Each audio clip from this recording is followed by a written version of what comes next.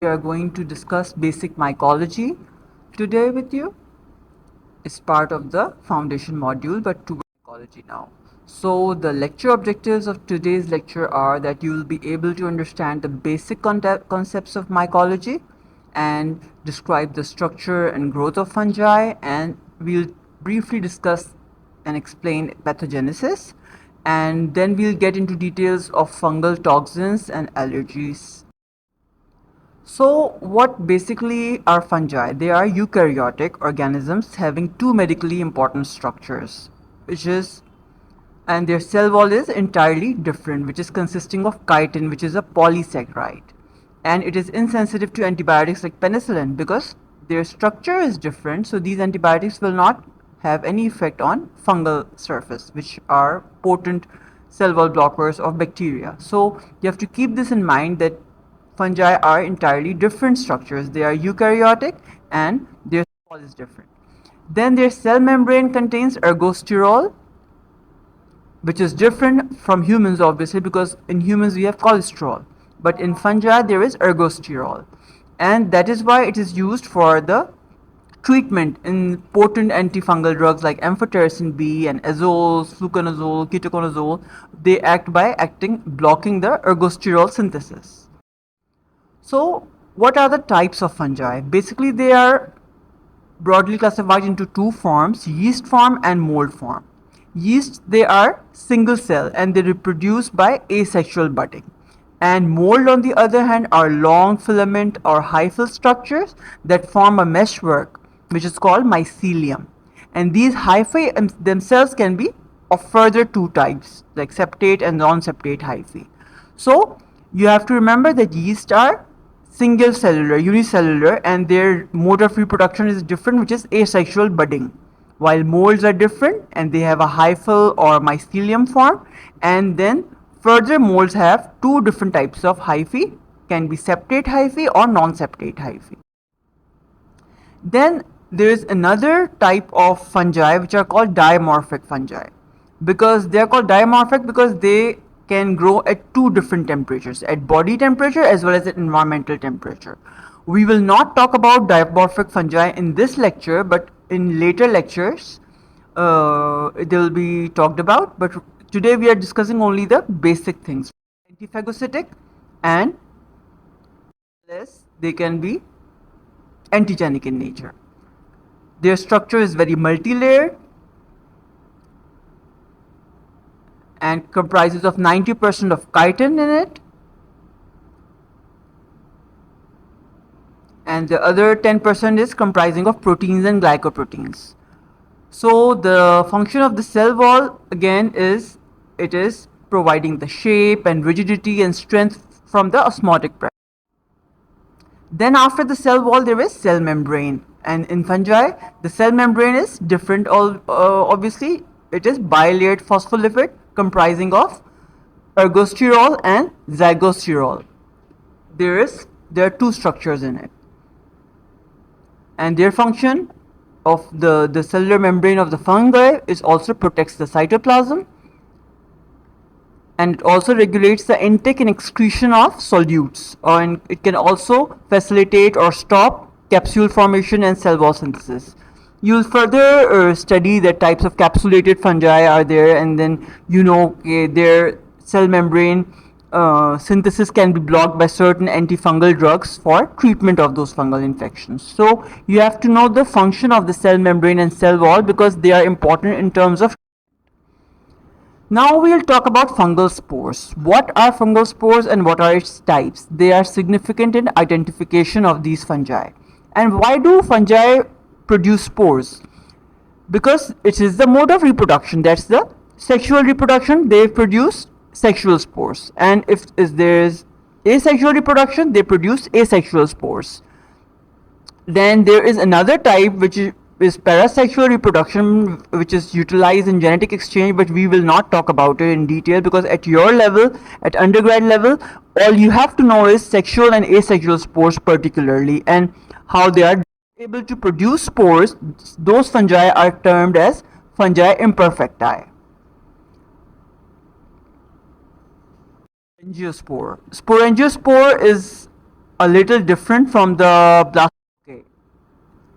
Now we'll talk about pathogenesis. Usually for the fungal infection, cell-mediated immune response is the major line of action which forms the granuloma, and this granuloma is obviously different from the granuloma you study in the bacterial infections like TB or sarcoidosis. Sarcoidosis is not a bacterial infection, but in those type of granuloma are different. But in this granuloma, they are produced in major fungal diseases like histoplasmosis, blastomycosis, and it activates the cell mediated immune system, and it will result ultimately delayed hypersensitivity reaction, so that even if you test the skin test which is done usually for especially before trying out the antifungals, you do the skin test, and a positive skin test will indicate that the person is exposed to fungal antigen already or not.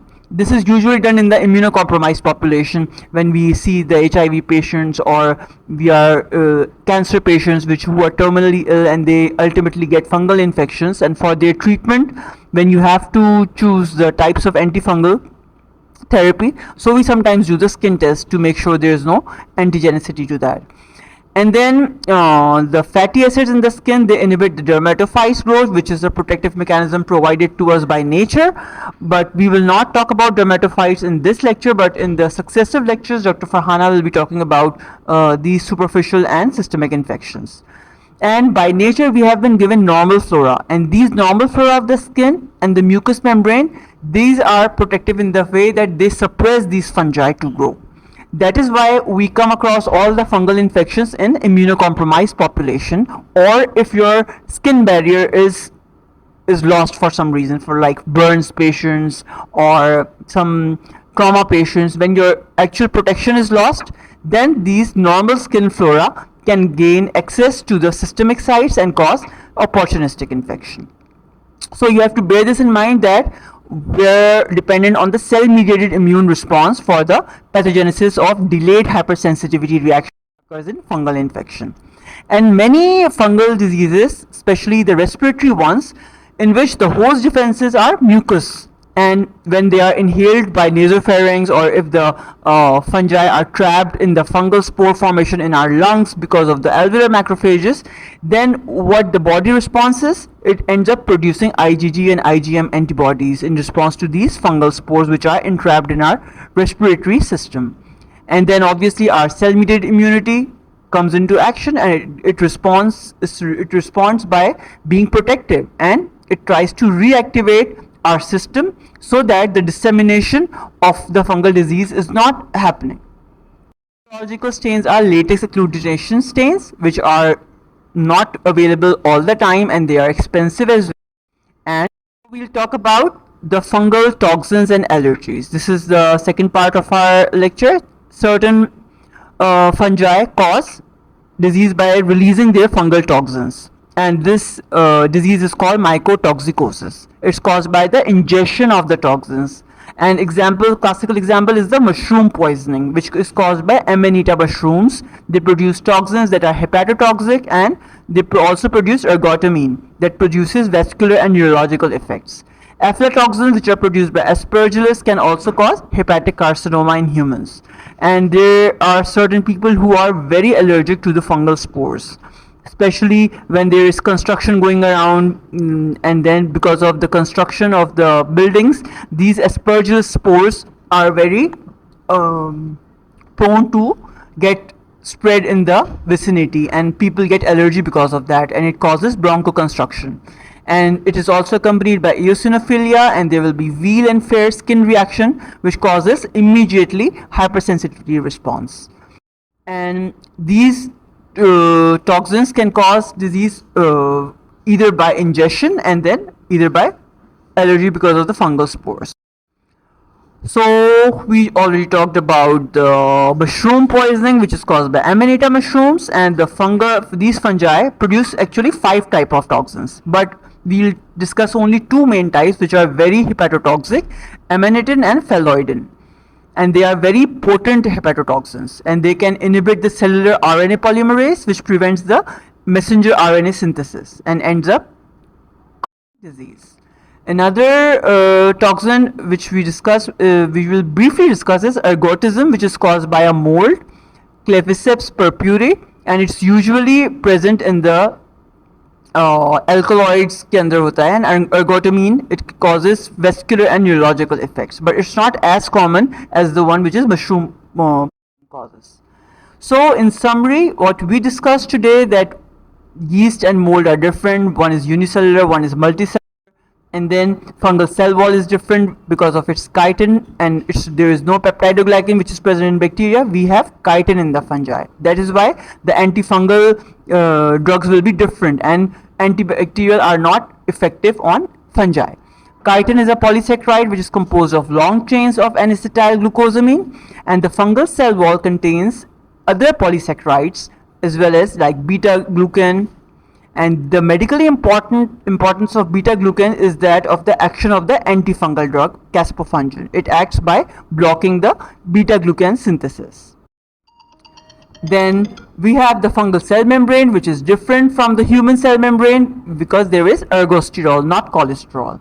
And the selective action of the amphotericin B and azole drugs such as fluconazole and ketoconazole is based on the difference because of the membrane.